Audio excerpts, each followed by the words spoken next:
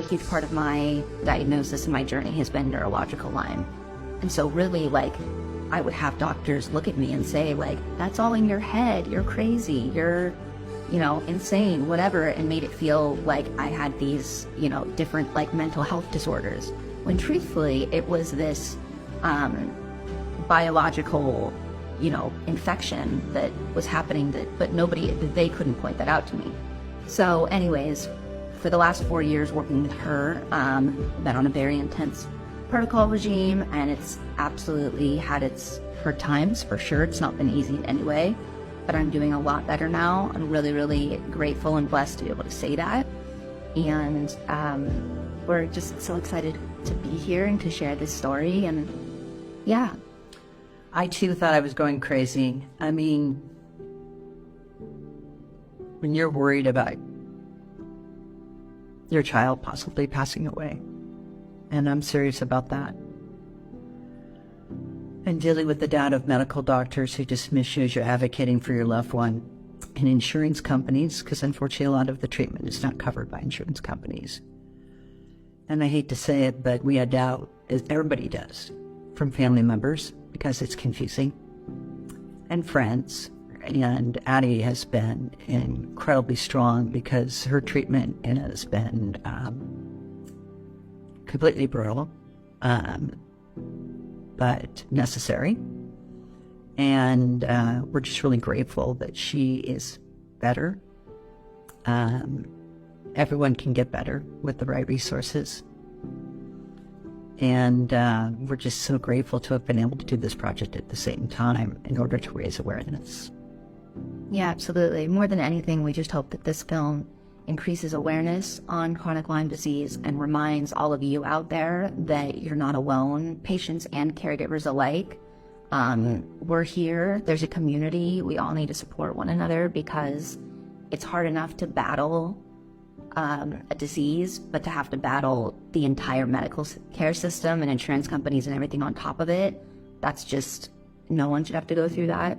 So we just hope that this provides a sense of community for you, and also that it gives you hope for the future. Like my mom said, it's possible to get better. There are incredible doctors out there that want to help us, and amazing new treatments being discovered every single day. And a whole community going through the same thing that can be there for you as well.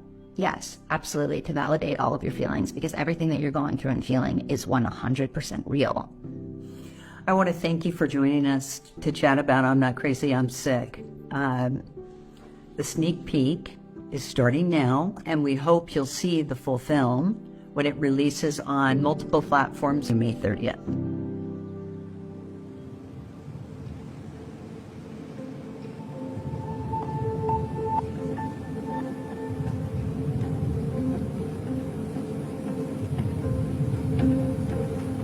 Some people think of Lyme disease as a joint problem.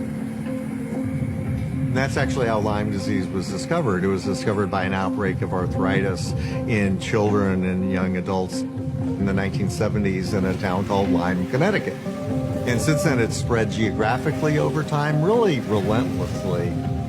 It's a much bigger problem than most people recognize, because Lyme disease is probably one of the most complicated infectious diseases that we've ever been faced with. Mr. Speaker, in 1992, I met with the two top medical officials at the National Institutes of Health and the Centers for Disease Control working on Lyme. We laid out a case. They listened. However, far too little has been accomplished. The CDC says approximately 10 to 20% of patients treated for Lyme disease with a recommended 2 to 4 week course of antibiotics don't seem to get better. We call it chronic Lyme.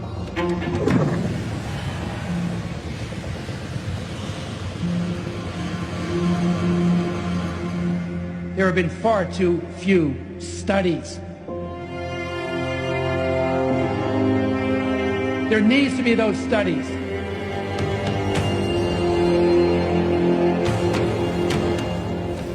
Unfortunately, without better information on chronic Lyme and how to treat it, we will continue to fail to assist patients in need.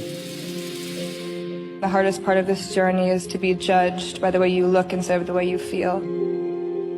Being heard shouldn't be that hard, and it shouldn't always come with judgment. But I'm really worried for those who are misunderstood and judged by their loved ones and left without guidance by their doctors and medical establishments.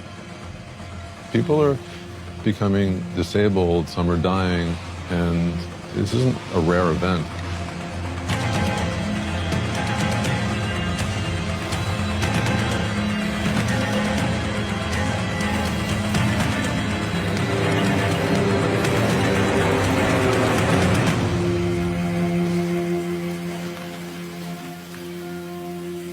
It would be good to prevent catastrophe caused by a very tiny tick with a very big impact.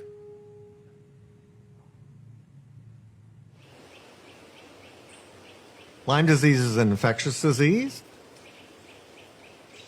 It's caused by a bacteria called Borrelia burgdorferi.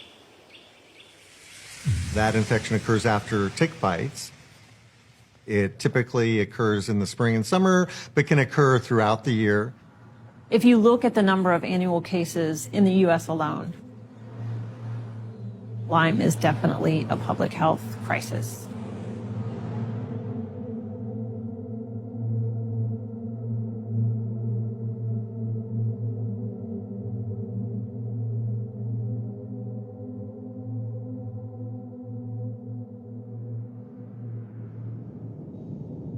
More than half the people, the bacteria spreads from the skin through the bloodstream to other areas of the body. Once the tick transmits the infection, we can identify the infection up to maybe 2 or 3 weeks, but not beyond that. We can't find it. They enter the bloodstream and rapidly exit the bloodstream into the tissues, where it causes manifestations of disease based on the organs that it infects. and that they evade the host immune system. There's a jigsaw puzzle with missing pieces.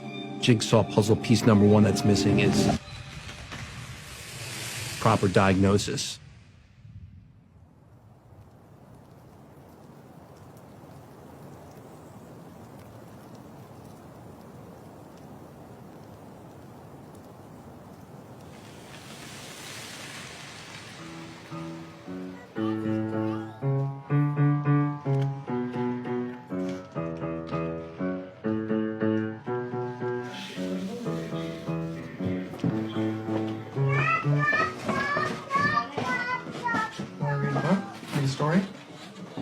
The huge struggle in my life was getting diagnosed.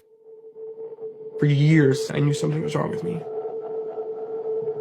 I was bit when I was a child. We lived right at the forest. I was a wild child. I used to go in the woods.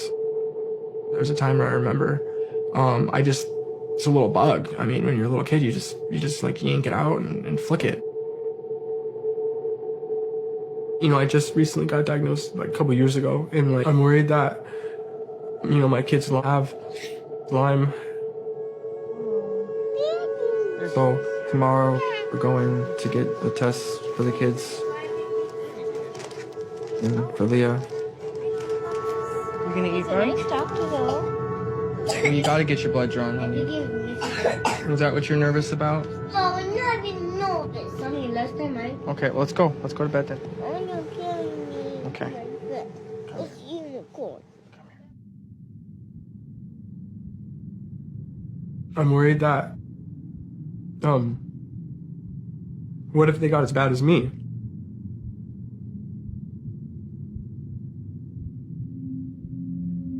The problem is the Lyme bacteria is only in the bloodstream transiently and at very low levels.